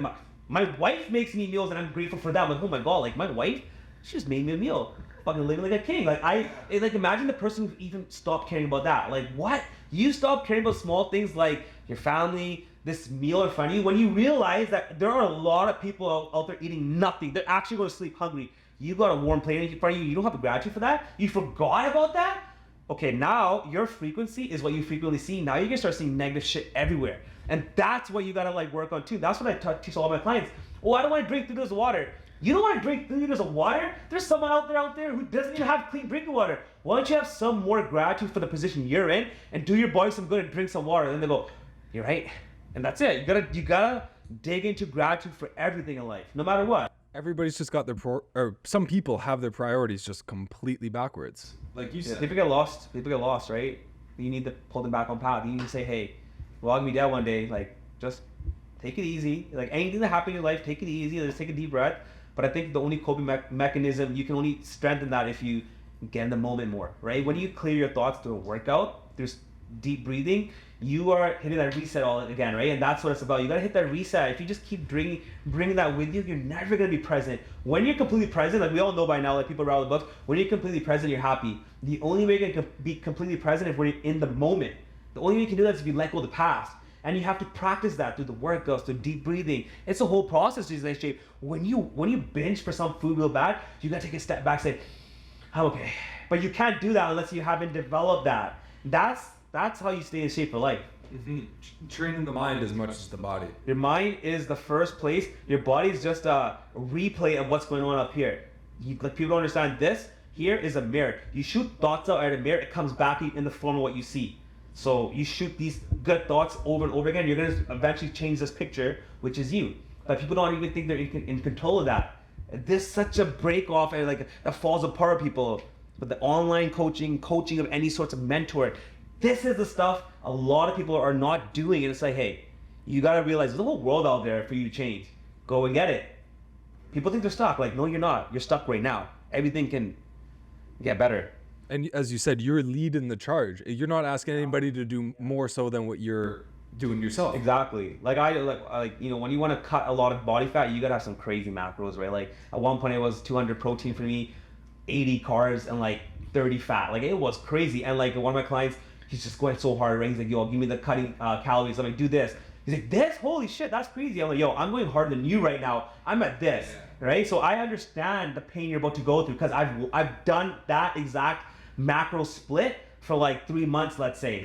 So you're about to go through some pain, but if you want what I got, you gotta go walk this fire right now, bro. Right? Are you continuously challenging yourself as well to like maybe get to like another level? Body right now. So if I cut enough fat or if I look good, I will try and put on a little lean muscle mass now because I understand that the more lean muscle mass I have, the more shredded I will look. You can't always just lose weight. You're chopping away at muscle as well as you keep losing weight. So you do have to build yourself back up, chop a little more finely now. Build yourself back up, chop a little more finely. But you notice how I said you're chopping a little more finely. I didn't say you have to build yourself up. You just chop all love handles, build yourself up, chop all love handles. No, I'm saying you gotta build yourself up and start really being fine detail, right? Like if you want some cuts like around your abs, these are fine detail cuts we made here. Like this wasn't like something I just put on a bunch of body fat and then gave it another go again. And like you have to uncover the next level. It's like fine tuning, right? Like, and that's discipline right there. That's like really knowing every single thing I'm gonna eat that day. I just stop eating out when I'm gonna cut. If I'm gonna cut for 1 month, dude, I'm not eating out. I will make that sacrifice. For 1 month, I won't eat out, cool. But that 1 month is gonna set me up so much for the whole year. It's gonna move the needle so much that I won't have to do that for another year. So you might see me disappear for 1 month, but now I'm with you for the next 11 months, right? And people like, they don't realize that. Like, oh, I'm in, I'm out, I'm in, I'm out. I'm going to a really deep cut. You're not gonna see me peace, right? Like, I'm just gonna play hockey with you guys. I'm just gonna chill with you, but I ain't gonna go to a restaurant for 3 weeks, maybe like not for 21 days. This is my time to really move the needle. Because things compound after 1, 2, 3 weeks. If you can dial in your macros, you can become a holy person in 1 month. But it's a level of sacrifice and discipline. I love doing it every once in a while, you know? How do you get through like plateaus and frustrations where you're like, hey, fuck, the needle's not moving? How do you get past it? Like researching, talking to people? It's my macros. I take a really fine look at my macros. Did I track everything? Did I skip one day? Oh, this week I went 6 for 7 on my macros. The only way to improve now, because it's the smallest detail. Like, you know when someone has 5 pounds of deadlifts, or sorry, 5 plates deadlifting, right? The next 2.5, the next 5 pounds, dude, you can't even get it up. You just did a full rep with like 5 plates. That next 2.5, right? So like just that next level, I realize is me like doing that same deadlift thing and turns my eating. And that's what it is. I'm like, oh, this sauce right here, it's making me go over my fat every day by like 5. If I just took care of that for the next 1 week, I'm gonna do it. So I'll cut my sauce. And I do it. And for 1 week, also you wake up one day, you're fucking shredded. You're like, whoa, where did that come from? That wasn't there yesterday. It's magic, bro. But you have to be willing to get dialed in and push through. Even when things are not looking, you still gotta do it. Consistency and like, it's a crazy game. I love it. I love it because I get to inspire others now, right? Otherwise, like, whatever, dude, you get it once, oh, good. But in order for me to keep it, I know I'm helping people. That keeps me motivated now. Knowing you for probably like over 10 years now, it's probably the most passionate energy I've seen come out of you. There you go, man. See, like, I rambled on right there. I'm not even letting you talk because it's just something I just love talking about. So what's the benefit of online coaching?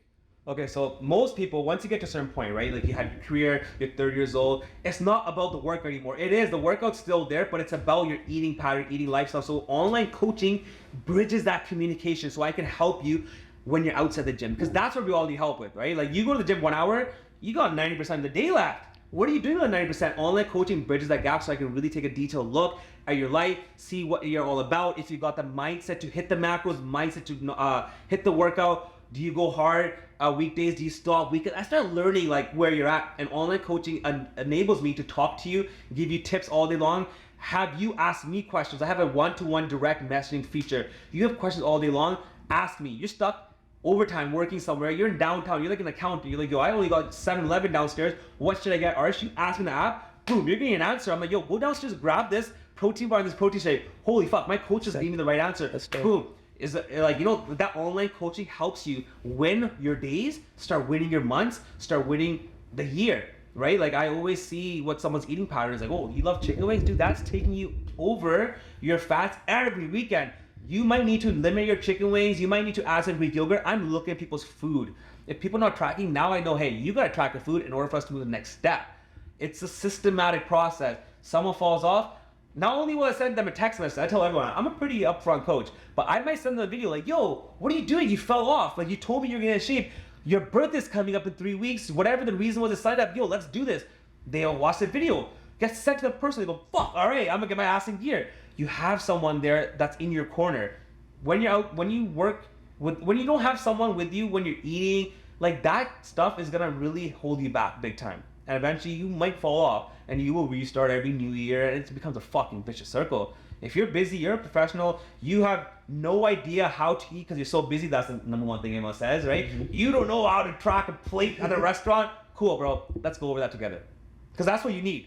And like, it's not complex. Banana equals 20 grams of carbs. You're a software engineer. You're a lawyer. You're dealing with a lot more complex stuff than adding a couple bananas up. You just don't want to do it. You have an ego. I will tell someone, yo, you got an ego, bro. Like, you think you're too good to fucking track food? How come you're so fat, right? I'd be like, fuck, no one's ever said that to me. All right, let me show you what I can do. I'm like, let's go, right? Like, yo, aren't you this? Damn, you making this much money or you're this successful?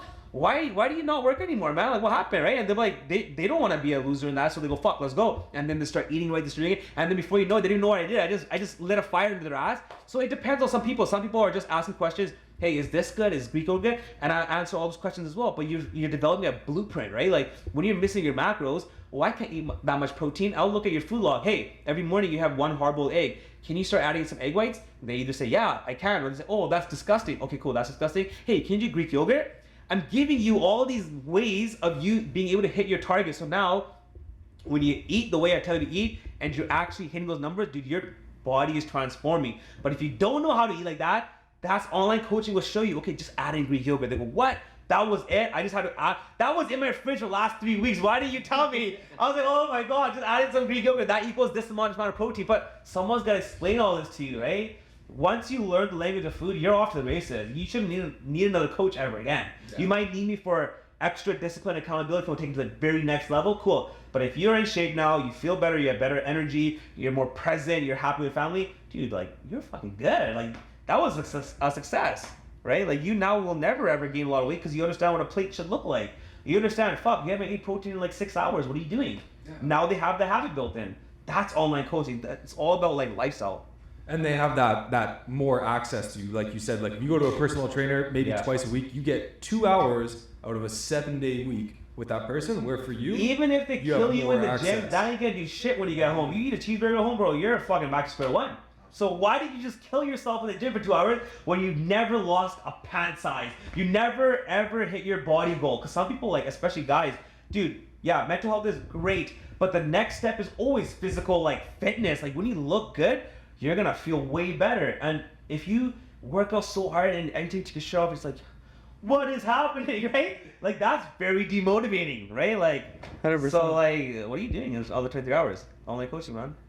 Like we're coming to the end of January here. A lot of people do dry January. And do you have a go-to response where clients are like, I'm gonna want to drink. Is there a way that I can manage it? I had a client who said the exact same thing. He's like, yo, Arsh, it's been 3 weeks I haven't drank. I'm like, awesome, right? Talking to him like a new group coaching call. I know, like I fucking feel like I have the intuition to download an answer and give someone the right response of what they deeply, truly need. Not a generic, yo, cut the carbs out. What? No, I'm gonna say what I need to say to this guy. So I said to this guy, I said, yo, great, awesome. But are you planning on completely stopping alcohol for the rest of your life? If you're not, there's gonna be your next test in this whole grand scheme of things comes the day you have your next rate. That's your next test. Get ready for it. No matter what happens, keep it in the macros, keep doing this. Get ready for that test. If you pass that test, you drink, cool. But you don't go off the grid, you don't eat a lot of food, blah, blah. You pass that, you're set. When that test comes, be ready for it. And like that's the answer someone needs because alcohol was something that's at the back all the time. So yeah, you want all these days, you want all these weeks, but guess what? That battle isn't over yet. And I know that shit about people, so I understand that. That's such a good response. You give like a more real answer, right? A more real answer. This is very applicable to you. This is not bullshit about Greek yogurt, bro. This is fucking life. Get ready. Yo, every new level is a new devil. That's your next fucking battle right there. Yeah, because even for me, like, why did I take a break from liquor for this past year? It wasn't no New Year, new me bullshit. To be completely honest with you, it was just because from now, like, you know, I'm turning 30 in just at the end of February there, and for me, it's just like honestly, we got a lot of work that we got going on. We got a lot of stuff going on, and we've come to realize the older that we are, drinking like it's your 3 days are gone. Like where we're not at our full potential, and that 3 days, like, when we need to get shit done, and we, like we're executing, it's just not happening. And then all of a sudden we're a week behind. And at this point, we just can't afford to do that. And honestly, our focus, our work is everything for us right now. So, And I binge drink too. So there's yeah, no and then that too, like, like we grew up binge drinking, like what is high school party buses, Paul parties, weddings, whatever. You binge drink, you drink a shit ton, and I like that. I've now just planted a seed where the next test for me, it's coming, and don't get me wrong, like that day, it's gonna suck mentally, where I know I'm gonna feel like shit, whatever. Am I gonna work out? Fuck yeah, I'm gonna work out. I'm gonna work out. I'm gonna do these things. If I need to go to the steam room, I'm gonna go to the sauna, I'll do that. Sweat it out. I'll do that. But there exactly. I'm not gonna. One of these seasons where you do it, you don't. Now you realize that you're never gonna move the needle, and so the test is coming. Yeah. The only reason I said to you is because I've got to the test, right? Where I've like, let's say I'm dieting really hard. I'm okay. This weekend's coming up. Don't fuck up. And maybe I did fuck up because we're all human. What did I do the very next day? That's all that matters, right? Your response. Right? Yeah. Like, people always say, I did this, what should the next day? I said, when I skip my workout, when's the next time I do my workout? But the very next day. The next day. As soon as you can. The next day is the only day that matters at this point. In golf, to say, when's the most important shot? It's your next shot now. It's your next day. That's 100%. Yeah, because the next time you say, okay, what am I gonna do the next day? Like, yeah, I know, I'm gonna work out. I'm gonna do, still build those good habits even when I feel like shit. I actually had a hockey coach who used to say, if you choose to drink, that's fine. But if you can't do the same thing that you're supposed to do that day, then you shouldn't be drinking at all.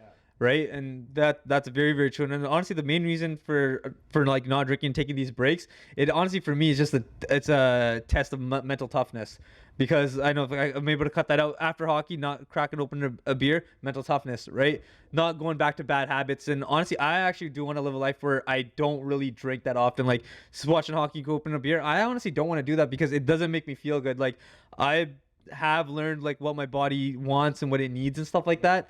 So I'd rather just not go down that path. I'd rather feel good all the time as opposed to choosing to make my body sick. Making myself feel sick. Yeah. One trick I have for myself, a mental trick, is the day after hockey or the day after anywhere I go out, I say to myself, the next morning you have a workout schedule, your workout plan. Don't break that commitment, because then I'm forced the night before not to do some really stupid shit. Like eat like ice cream at 12 o'clock, because I'm like, yo, either way, I'm going to be in the gym. I already know that, because I have to, right? Like I already made the commitment. But I'm either gonna go to the gym and my stomach's gonna feel so mangled, it's gonna be a worse workout, or now, yeah, I might skip my workout and say, hey, let me go at 9:30. Like I know the best way to do it is to just not put myself in a vulnerable position. So, when you schedule workouts in, if you're gonna drink, make sure the next day you tell yourself, I'm gonna be at the gym at this time, whether I'm hungover or not. Now you're less likely to get hungover because you know what you're gonna go through the next day. Are you still having cracking beers after hockey? I don't have a problem with cracking beers. Recently I haven't, because I'm in a cut. Fair. And so I'm just like, yo, you know what? That beer. You work it in? Grams of carbs, huh? You work it in? Into the plan? No, I just do right now. The carbs are so low that I go, that beer is either 30 grams of carbs or 30 calories or whatever, or I'd rather go home and eat a rice bowl. I'm like, I need that rice bowl so bad. But I understand the discipline that I'm not gonna have both. I'm not gonna have the beer and go home and a rice bowl. And the rice bowl's happen no matter what. I ain't going home and not eating that rice bowl. So if I have this beer, I'm already topped up my calories. This is the one thing that's gonna break me for the day. Is it worth it right now? Fuck, we tied the game even. I don't even know, right? Like, who cares, dude? I'm going home. I'm gonna have that rice bowl, right? Like, even like after a really good win, like one time I think it was an overtime game we had. We won, come back. Oh, I had an overtime winner, I think, and I didn't have the beer. I was like, you know what? This week is just the wrong fucking week. I don't care, dude. I'm going home because when I wake up tomorrow, I'm gonna feel so good because I felt both sides. The negative, horrible self-dialogue right from the time you wake up. Doesn't matter how your next day is, you're gonna feel like shit. You can have the fucking nicest like experience of anything, and it's just dimmed down a little bit. I understand it, and I know the other side as well. I'm gonna wake up tomorrow, have a fucking great day, and I know that this commitment is the make or break right now. So I'm aware of that shit. I ain't doing it. I'm going home. I'm gonna have a rice bowl. I'm gonna sleep. What are your macros right now? Right now, I'm at. I'm always just around 200 grams of protein. Right. That's one right there. Do you weigh around that ballpark? I weigh around 175 right now. Shit. Okay. Yeah, fuck. yeah. So I would actually would have guessed more, to be honest with you. Yeah, like no. because the muscle. Yeah. So that's the good thing. When I lost weight and I gained more muscle, people are like, yo, like you gained 10 pounds of muscle. I lost 10 pounds of fat, bro. And now I look like I'm 10 pounds more muscular, right? But I around like 200 protein. I'll go. It depends. I usually go between I kind of do a hybrid version of carb cycling. Like I'm playing with fire myself a little, right? Like, but my macros are not crazy. So even if I was here and there, I'm not gonna gain weight because it's like 75 to like 150 grams of carbs. That's about it. And fats are just low in the fat. So I just kind of have a framework, And I know this framework, if I have the workouts, I will continuously get in better shape. Then I'll ramp it up and I'll go down to like fucking 75 grams of carbs only, still 200 grams of protein. Now I'm literally only eating protein on some days. But like, you know, I understand seasons. I'll do it for a month and I'll go back, chill. I'll go for a month, I'll go back and chill. That's all it is. You just go hard for 6-8 weeks, real hard. Now you chill again. Do it again, chill. It's just season of life. What if you want people to like drop their calories real quick to cut weight? If you drop your calories real quick, what you don't understand is your body is a survival mechanism. It's gonna adapt real quick and you're gonna plateau, right? And also, you're not gonna have much energy because it's gonna be a huge drop. So the reason people drop their calories real quick is because they're too lazy to even know what their calories were. So the solution is, let me just not think about it, just drop my calories. That's easier than saying, let me track anything I eat, come to terms of what I'm eating, all those Smarties, let me come to terms with it, because it gives you anxiety. Like, fuck, I'm about to eat this donut, and I know it's not right, but if you track the calories, you would know if it fits or not. But you don't want to know if it's not. You're like, I don't know if it fits or not. I'm just not going to think about it. I'm just going to eat less. And where's that going to go? A couple weeks ago at a restaurant, you understand that one of those meals at a restaurant is like double what you've been eating all this time. And what are you going to do when you feel bloated next day? What are you going to do at that point? So people that do that are going down a dead end. It's just the structure. You structure the cheat meals, you structure the drinking, you structure everything, and it leaves minimal guessing. Like you said, like after hockey, it's not the week. It probably was barely even a conversation in your head. And people that cut calories, you lose a lot of muscle mass too. So you don't understand that you just not only you lost some weight, but you set yourself back 1 full year because it took you 1 year to build that muscle mass, right? Like, or whatever the case, it takes longer to build muscle than lose weight. Yeah. But when you do the right macros, the best part is it's a little bit of a longer process, but you're literally just getting chopped, right? You're still keeping muscle mass. That sets you way more apart than anybody else who just drops calories, right? You got to think long term. You got to think, I'm 33. If I just dropped my calories when I wanted to do that, I'd be toast by now. I probably would have gained all the way back with skinny fat, but long term, strategy in place. Because everyone, you have to think long term. You're going to be around for a while. You might as well enjoy every year of your life. Not just enjoy one summer because you drop fucking 10 pounds. It's true. Right? What are you going to do at which time? You're going to be back up 10 pounds? That's just taxing on your brain. How long did it, when you started losing weight, how long did it take you to lose 40 pounds? Dude, the thing is, I was always on and off. So, it took me a When you're working your whole life, you also work out back. See, the thing is, I worked out my whole life. So I had muscle mass under my fat. Yeah. And so I always tell guys too, even if right now you're not committed to get in shape, just start putting some muscle mass on, right? Maybe you don't want to cut the calories yet, just start putting some muscle mass on, because eventually when you do want to cut calories, you can do it faster because you have a faster metabolism. But if you need to start building muscle, bro, you're 3 years behind now. I can get you looking in real good shape in 6 months if you have some muscle. If you have no muscle, we're gonna really tough to build you up a little bit, right? It's very tough. No, because that's the whole point of a shred is to show the muscle that you have. When you're in a deficit, you're not building muscle. People don't understand that. Exactly. It's hard.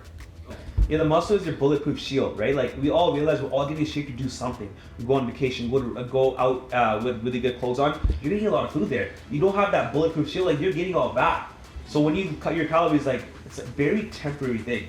Enjoy your 2 weeks, buddy. What's gonna happen? We'll see you on the other side, right? It's fine. Yeah. That was good. Good flow. That was really good flow. Everybody, You can talk good shit too. Yeah. that was good. Everybody go make sure to check out Arsh at Arsh Bains Fit on Instagram, Facebook, and TikTok. And if you want to connect with him directly, check out his Instagram. The link is in the bio. Thank you everybody for listening and watching, and check out the next podcast next week.